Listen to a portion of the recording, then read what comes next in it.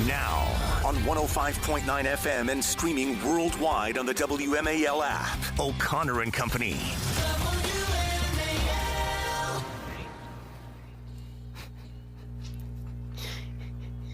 Wow, this sort of transcends Valentine's Day, doesn't it? Yeah, all right, well, I don't know. I hear this song and I think of... Coming up at 8:35, Chloe Cole is going to join us here on O'Connor and Company. She, of course, a very courageous young woman who is fighting against the genital mutilation, chemical and surgical, of minors. Seems like something everyone can get behind. But no, that's right. We had a federal judge block President Trump's executive order banning such what's called gender-affirming care, which is Orwellian. It actually does the opposite of affirm one's gender. We'll talk to Chloe Cole about that coming up in 30 minutes. Hard to be serious about that with this song in the background, which has become right? Punchline for getting it on. Patrice Onwuka, happy Valentine's Day to you. Happy Valentine's Day. Happy Friday, everybody.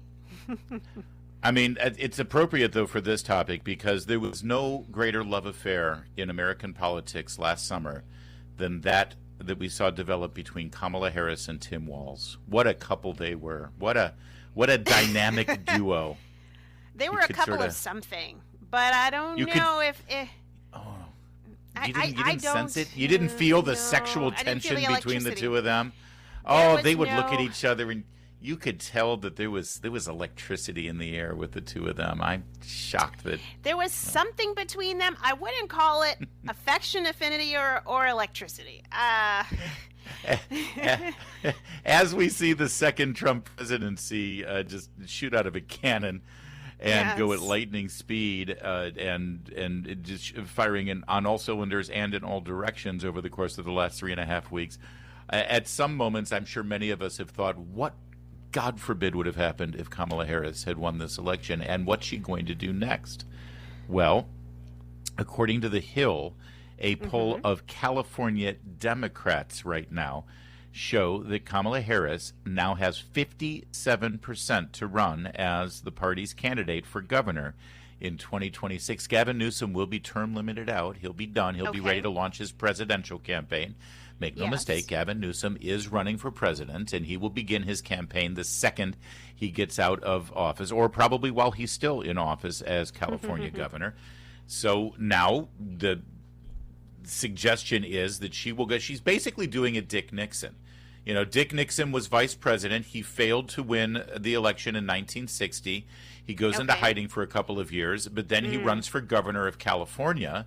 And he loses, famously then saying, well, you won't have Dick Nixon to kick around anymore at his final press conference after he lost to Pat Brown. By the way, that was a beautiful thing because Pat Brown then led to the governorship of Ronald Reagan in California, launching his career.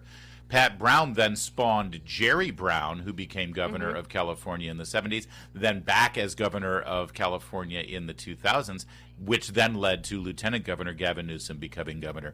That's how California goes full circle. So now Kamala Harris, trying to breathe life into her dead political career, wants to run for governor, it appears, and she is right now the only frontrunner in the state.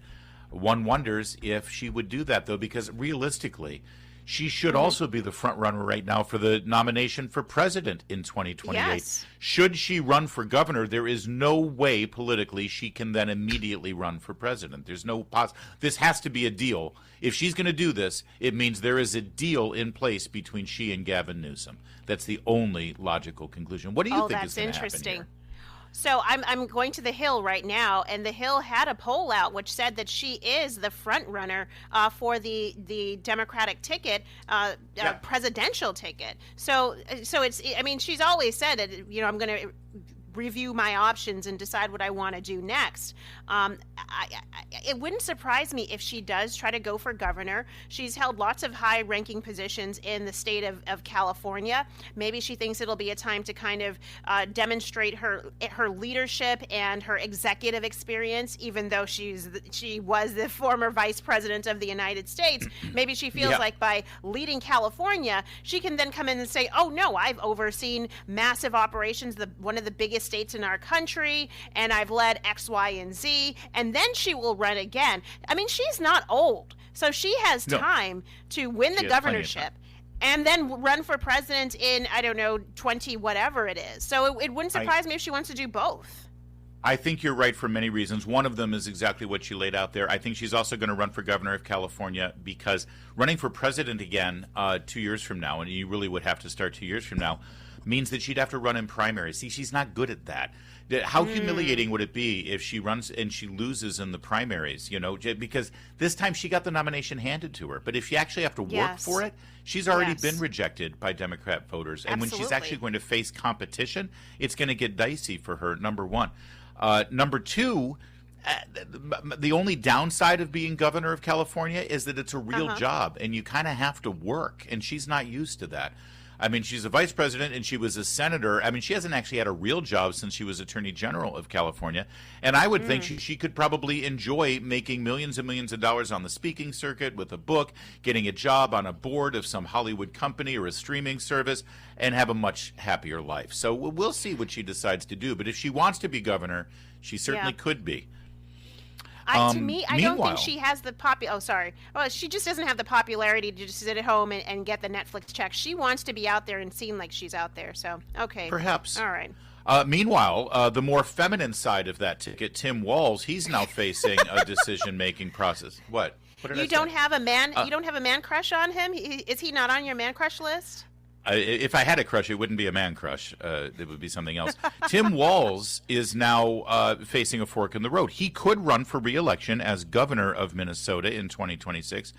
But also, yesterday, a big announcement, Senator Tina Smith from the Gopher State announced that she will not be seeking re-election for the U.S. Senate. So now you've got an open Senate seat.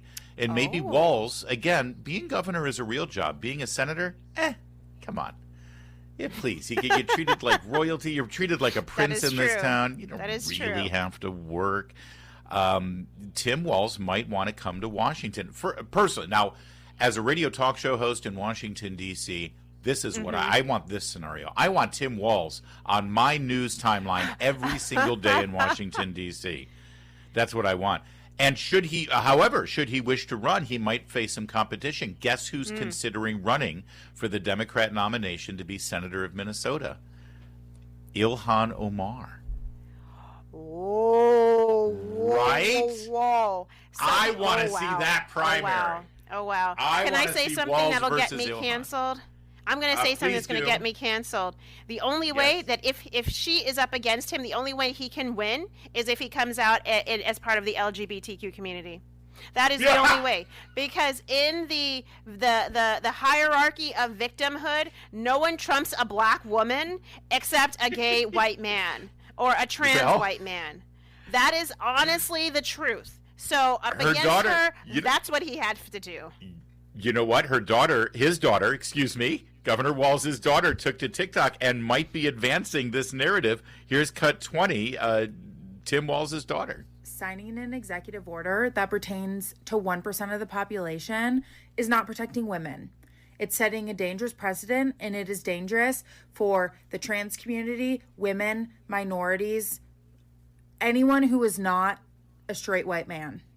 We are talking about human beings, and the President of the United States is targeting them just because he thinks it gains him political points or whatever. Because this thing that he's so worried about it's not real. It doesn't affect the people that he's trying to protect. It hurts them. By the way, she's talking about the ban on men and women's sports there. It's not real. Yes. It doesn't actually protect anybody. It doesn't protect real girls or women. She's a weirdo. But let's face it, if you were raised by Tim Walz and Gwen Walz, I mean, how can you not be a weirdo? I feel sorry for this young woman. But I am excited that when her father becomes a senator, she'll be in town too. So, again, we don't care about the future of the Republic. We don't care about having a good Senate. We don't care about we care about having amazing things to talk about every morning on this program. And Tim Walz in town, that's going to deliver. Come on. So, he'll be the counter to John Fetterman, who sounds increasingly from day to day like he has a little bit more sense than we gave him credit for. No, we're on board with Tim Walz for Senate. It's 8:16. Traffic and weather brought to you by Hadid Carpet Cleaning. RFK Jr. got confirmed yesterday and went right to the White House and was sworn in. He is now your Secretary of Health and Human Services. And let's just be clear, if the bargain for getting RFK Jr.'s endorsement in August of last year, which that along with the J.D. Vance debate with Tim Walz for vice president ended up being the tipping point in the campaign. There was no looking back for Trump after that. He took a lead and never let go of it. That RFK Jr. endorsement, whatever was negotiated behind the scenes to secure it, it was one of the greatest political coalitions that we've seen in American history. And if the trade-off was RFK Jr. becomes Secretary of Health and Human Services, that is more than a bargain to keep Kamala Harris from the White House and get Donald Trump back in there. And yesterday, he delivered an amazing 6-minute speech from the Oval Office after he was sworn in. Let's start with cut 23 here. He first started talking about how the first time he was in the Oval Office was 1961 when his uncle was there. His uncle began an initiative for fitness and health in American children. He then talked about how his father, Robert F. Kennedy, launched his campaign against the sitting president, Lyndon Johnson. He was so formidable that Johnson decided not to run for re-election. RFK Sr., of course, secured the nomination of his party and then, tragically, was the victim of an assassin's bullet in Los Angeles. He reminisced about those things. Then he talked about his own political career. Listen to this, cut 23. For 20 years, I'd gotten up every morning on my knees and prayed that God would put me in a position where I can end the childhood chronic disease epidemic in this country. On August 23rd of last year, God sent me President Trump. And he gave me... Wow, think about that. I prayed to God that he would put me in a place to help end the childhood chronic disease epidemic. And last year, God gave me Donald Trump. And he went on to say that Donald Trump had maintained every promise. He said, I was warned by people, you can't trust Trump. He will screw you. He will do this. Donald Trump has maintained every single promise and kept them all during this entire process. It was a stunning speech. He also went on to say this. I want to quote him real fast, and then I'll toss it to you, Patrice. My uncle, talking about John F. Kennedy, my uncle started USAID in 1961 for humanitarian purposes to put our country on the side of the poor. It has been captured by the military-industrial complex. It has become a sinister propagator of totalitarianism and war across the globe. Very few people understand how this agency really is, and President Trump saw that. He stood up to it, and with a master stroke, we want to do the same thing with the institutions that are stealing the health of our children. It was quite a speech, and I'm interested. I'm cautious, and I'm interested to see what RFK Jr. does at Health and Human Services. Well, listen, RFK represents the realignment that we've seen in politics among voters, people who are to the left who feel like the left has gone so far that they've left them behind. Are we going to agree with him on every issue? No. But where we find that he's going to be a champion of what really matters, like reforming some of these agencies, really ending this, let's embrace let's embrace unhealthiness, let's embrace allowing the big pharma to be the ones to make us healthy and big food to make us full, and we've seen the impacts of it. So yeah, it's going to be interesting to see, but it's part of the political realignment, and it's exciting, Larry. It's exciting. Yeah. He, by the way, RFK Jr. was confirmed with a 52-48 vote. Only Senator Mitch McConnell, Republican, voted against. That'll show him, Mitch. That'll leave a mark. Senator McConnell should retire and enjoy his final years there in his beautiful state of Kentucky. Meanwhile, the Secretary of Agriculture has now been confirmed, Brooke Rollins. So win after win after win after win for Donald Trump. And yesterday, Kash Patel cleared his first major hurdle by getting confirmed out of the Judiciary Committee, 12-10. Dick Durbin tried to force him to testify again. Chuck Grassley of Iowa smacked that down and said it was baseless. So now he faces a floor vote. I believe that will be today, although there was some suggestion that the senators, Democrats, were going to try to delay. All they can do is delay the inevitable. That's all they can were going do, to try to delay this over the weekend, but it looks as though Kash Patel will get his vote. Do we have that confirmed? Is he going to get the vote today? Do we know that? I think today's We're the not vote, sure. but I'm not sure if he's... Yeah, we're going to see if the vote will happen today. If not, it will happen over the weekend or Monday. But it looks like he's got the votes, and Kash Patel will be your new director of the FBI. It's stunning, considering what people were saying at the end of November when these nominations were made, and they said Trump would be lucky to get 70% of his nominees through. Other than Matt Gaetz, who took his name out of the running very early on, Trump has batted 1,000 here. It's a remarkable achievement. Now, on 105.9 FM and streaming worldwide on the WMAL app, O'Connor and Company. It's 8:37. It's O'Connor and Company on this Valentine's Day, and in 30 minutes we're going to hand it off to Chris Plant. It's Larry O'Connor with Patrice Onwuka. Good morning, Patrice. Good morning. Happy Valentine's Day and happy Friday. Yes, and we want to extend those wishes to everyone listening, and certainly our next guest, who, if I may, is a real sweetheart. And as a father of two daughters about Chloe Cole's age, she would make me so proud if I were her dad, and I hope she's having a good Valentine's Day, although, while Chloe Cole, the fight continues, does it not? Thanks for joining us today. Thanks for having me. It absolutely does. Yeah, you were in Washington celebrating President Trump and his executive orders to try to protect children from what they Orwellian refer to as gender-affirming care, but it's, of course, absolutely the opposite of that. It is mutilation of children, and now we've got a judge jumping in to try to block this order. Tell us your impression of what happened here with this judge and how it's dangerous for young children. So the executive order was to target these publicly funded institutions primarily through restricting their funding and rescinding the grants that the federal government has been doing for the last decade. Yeah. And it was really quite monumental, actually, because it's essentially the first federal decision to combat this ideology that has been destroying our youth and children like me. But that's why this judge's order to deposit is so incredibly disappointing and destruction. Yeah. And these judges have gotten in the way of the federal government attempting to protect our children. And it needs, I'm hoping that Congress will respond to this very quickly. It certainly seemed completely within the confines of the president's authority as a member of the executive. And I certainly, Chloe, don't want you to have to be in a position of making some sort of constitutional judgment here on this, other than, how disappointing this is and how this is going to affect children. Because you've spoken before, Chloe Cole, about sort of the finances, the big business behind all of this, and the fact that people are getting rich on convincing parents, like your parents were, that they need to do these barbaric procedures on children to, save their lives or to help, reaffirm what they're really supposed to be because they were born in the wrong body. There's a big money behind all of this, as you've discovered. Absolutely.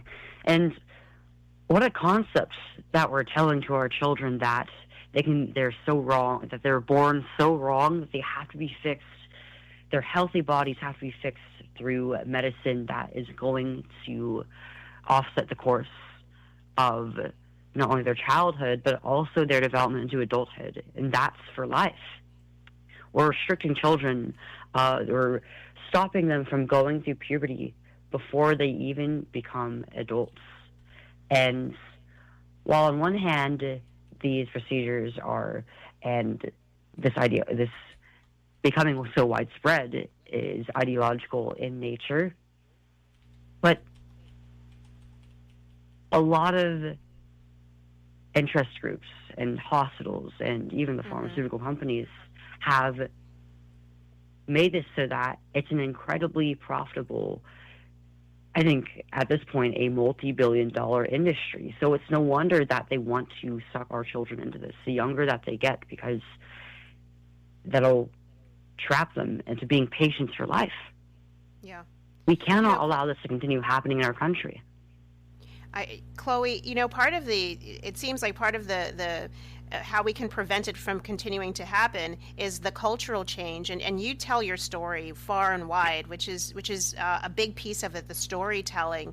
But it's also, I think, getting parents to understand that they're not bad parents if they if their child comes to them and says, "I think I was born in the wrong body." Maybe there are things that the parents can do to help that child to figure out what's going on with their child, rather than to just jump on board with what the child is saying, or God forbid, the school counselors that are trying to change a child, and then the medical professionals. What is your message to the parents and frankly to the pediatricians and the medical professionals that should be giving good advice to parents when their child is going through situations like this? Right. I mean, in order to truly make change, we have to change the culture around this as well. And I've been speaking on this issue since I was 17, so for about three or more years now. And I've seen that there's been a lot of cultural change since people like me have come out of the water and talks about what is actually going on in regards to this. And as parents, you have to be able to exercise your authority over your children and your understanding of them, because nobody other than you understands them truly. That's right. Yep. Only a parent truly knows their child best. And it's not up to a counselor. It's not always even up to doctors and pediatricians as to what is best for the child. I mean, you don't need a degree to understand that to maim, to mutilate, to chemically castrate a child or surgically castrate a child is incredibly wrong. Yes. It is not up to doctors to get between a parent and their child. Well, or and you have any to have other the courage adult for that matter. You got to have the courage to stand up to them, and regardless of whether this executive order gets, I think it will get reaffirmed at the higher court. But parents do need to take control of their children's lives here and be parents and do it. It's hard, and it's hard to stand up for your kids, but that's what parents are supposed to do. Chloe Cole, we got to leave it there, but go ahead, finish it up. I mean, in some cases, it's not even possible, because in certain states like mine, if you don't affirm your children, you literally could get them taken away by your state government, by Child Protective Services, which is exactly why we need more than an executive order, because as we've seen, it can be struck down. It was an amazing first step, but this does not end until we have federal restrictions and laws in place that cannot easily be rescinded. Yes. Amen. Well said. And your bravery on this issue is unmatched, and we always love hearing from you. Please, we're going to continue the fight for you, and we're here for you when you want to fight that fight here in Washington, D.C. specifically. Thank you, Chloe Cole. Thanks, Chloe. Thank you so much. Mark Levin, weekdays 6 till 9 on 105.9 WMAL, making sense of the news. This Valentine's Day, if you're zipping around town and trying to get a lot done and coming back into downtown for maybe a Valentine's dinner, you might want to give some extra time. Patrice, we started this week with the back to the office orders for employees who have been working from home. We saw some horrible traffic, and we're lucky. Our studio is in Friendship Heights. We can sort of skirt around downtown. We can skirt around. We still got to deal with the Beltway, right? But I'm about to drive downtown. I have a meeting this afternoon on Capitol Hill, right off the Capitol. And you testified on Capitol Hill this week. So is it as bad as it seems? It is worse than it seems. Listen, I was on Capitol Hill on Tuesday. I was there downtown yesterday evening, and the traffic going into town at like 2:45 in the afternoon, going down 50, I saw so much traffic coming out of town. So I knew that when I hit, 295, the traffic was backed up, and it was barely 3 o'clock in the afternoon coming home. I think that the federal workforce coming back into office means you got a ton more federal workers who are no longer telecommuting.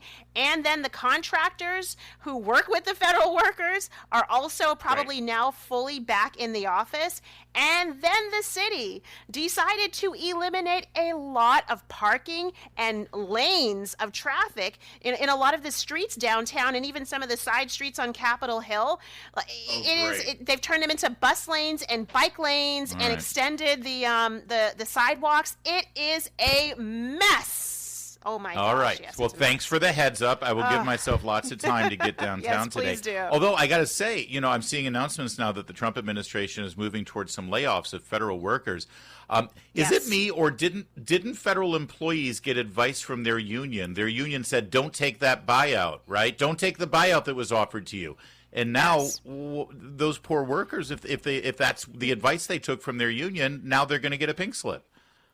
Yesterday, 200,000 federal workers who were on probation, meaning they were new on the job, less than 1 year, they were all laid off. And so that's just the start. Imagine they're starting with the people who are on probation and typically people who were underperforming, not just that they were new in the job, but they were not going to meet the par to be able to stay in the job, which to me says maybe they didn't need to have it. But that's 200,000 workers. I tweeted it at Patrice Pink File. I said, anybody who listened to their union, you probably feel really stupid for not taking that deal if that was going to be the best thing for you and your family. Now you're probably going to get laid off and you're not going to get paid for 7 months to do so. So yikes, blame the union on that. Upside though, traffic might get better. It's 8:52. That's a wrap. Patrice, you have a great Valentine's Day and a great weekend. You too. Thank you. You too. And J.D. Vance is delivering his remarks in Munich right now. I'm going to watch my man crush on this Valentine's Day. Chris Plant, what are you doing? Well, nothing like that. I was watching. I was watching J.D. Vance, but my experience was pretty normal, I've got to say. I'm sorry. I gotta be real, man. Well, he's out there. He's kicking butt. He's doing a good job, and the Washington Post is doing what they do while President